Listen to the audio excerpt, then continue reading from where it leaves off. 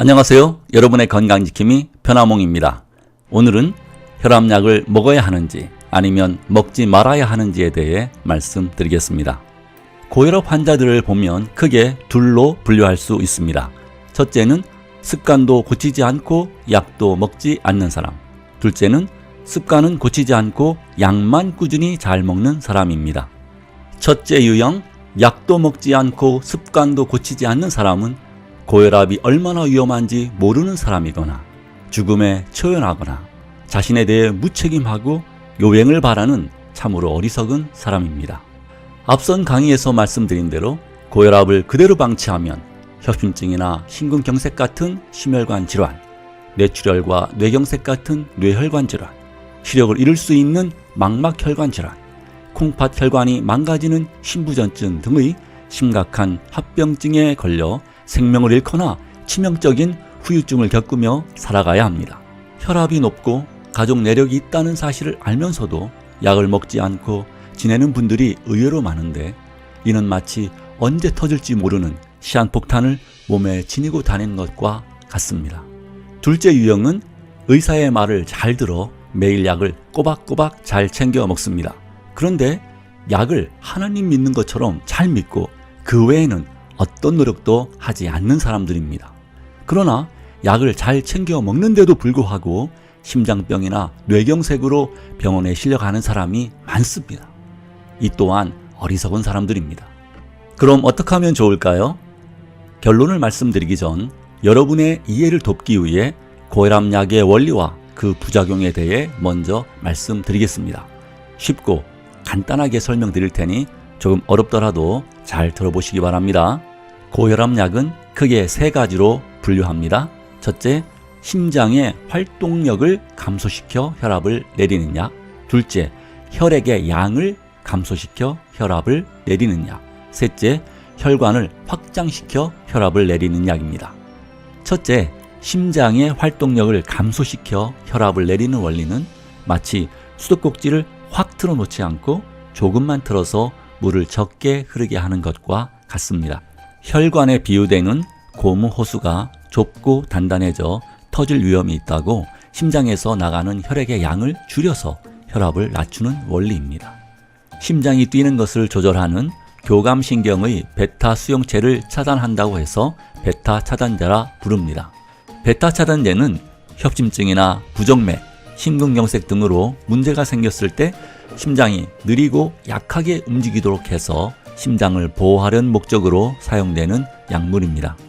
둘째, 혈액의 양을 감소시켜 혈압을 내리는 원리는 혈액의 절반인 물을 이뇨제를 사용해 소변으로 배출하도록 하여 혈액의 수분을 감소시키면 혈관 내의 전체 부피가 줄어들어 혈압이 내려가게 하는 것입니다.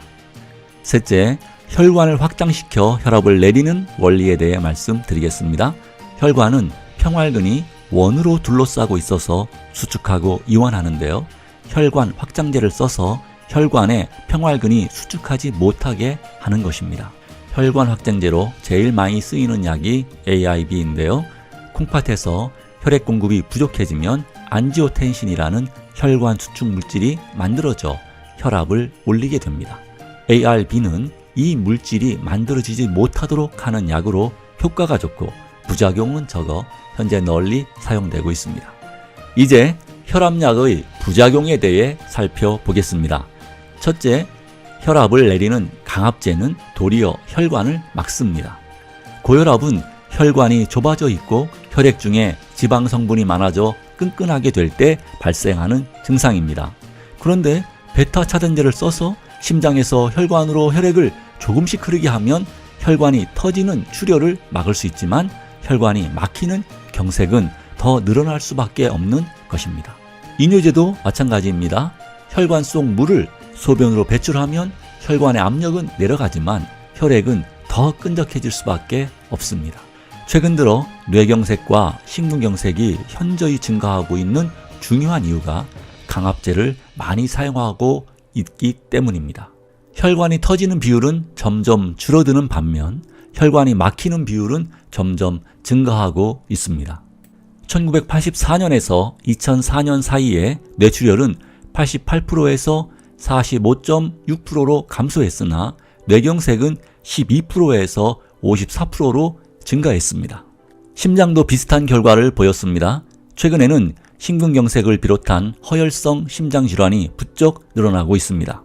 허혈성 심혈관 질환으로 사망한 숫자가 1984년에는 1102명, 1994년은 5471명, 2004년에는 12760명, 2018년에는 29737명으로 매년 엄청나게 증가하고 있습니다. 1990년대 이후부터 혈전 형성을 억제하는 아스피린과 같은 약물들이 많이 사용되고 있는데도 불구하고 뇌경색이나 심근경색이 급격히 증가하는 이유는 혈압약의 부작용으로 볼 수밖에 없습니다.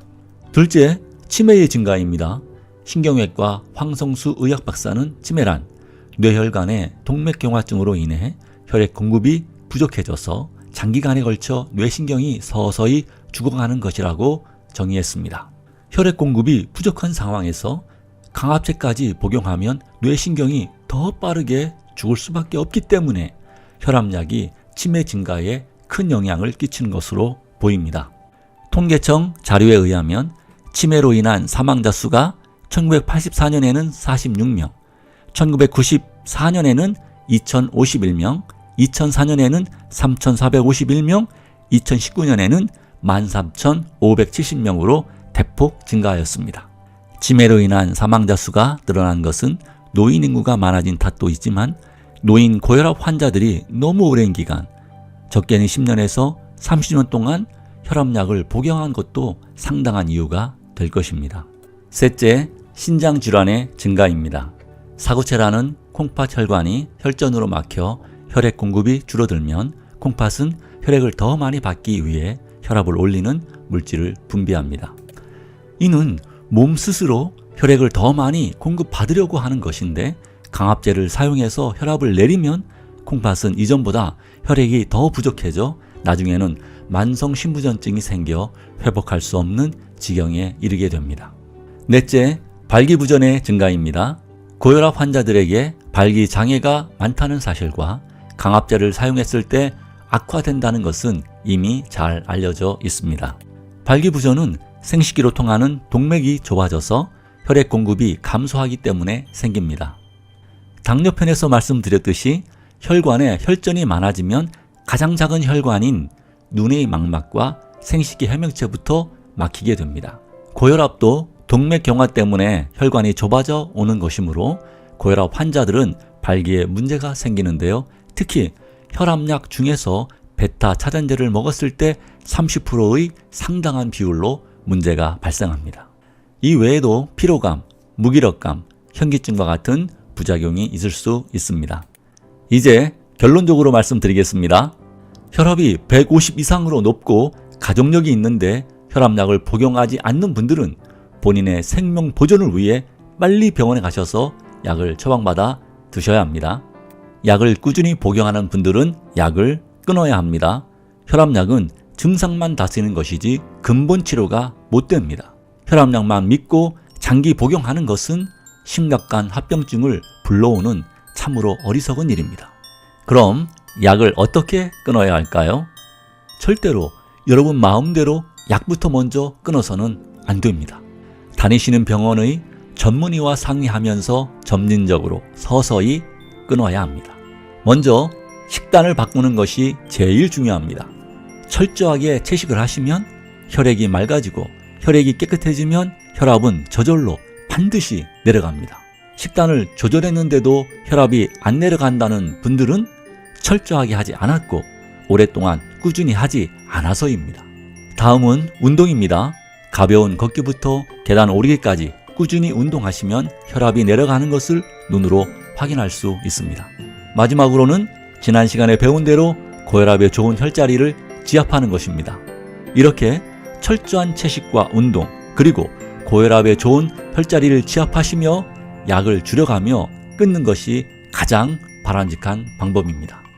그러나 나이가 드신 노약자나 지병이 있거나 운동이나 식단을 조절할 수 없는 분들은 약을 끊는 것보다 복용하시는 것이 훨씬 안전합니다. 혈압약은 복용하면 바로 효과를 볼 수 있고 가격도 저렴하고 편리하기 때문에 강압제 유혹에 쉽게 빠지게 됩니다. 이제 결심하시고 노력을 하셔서 혈압약을 끊고 100세까지 건강하게 사시길 바랍니다. 오늘은 여기까지 하겠습니다. 다음 시간에는 심장질환에 대해 말씀드리겠습니다. 끝까지 시청해 주셔서 감사드립니다. 이 영상이 도움이 되셨다면 구독, 좋아요 부탁드립니다.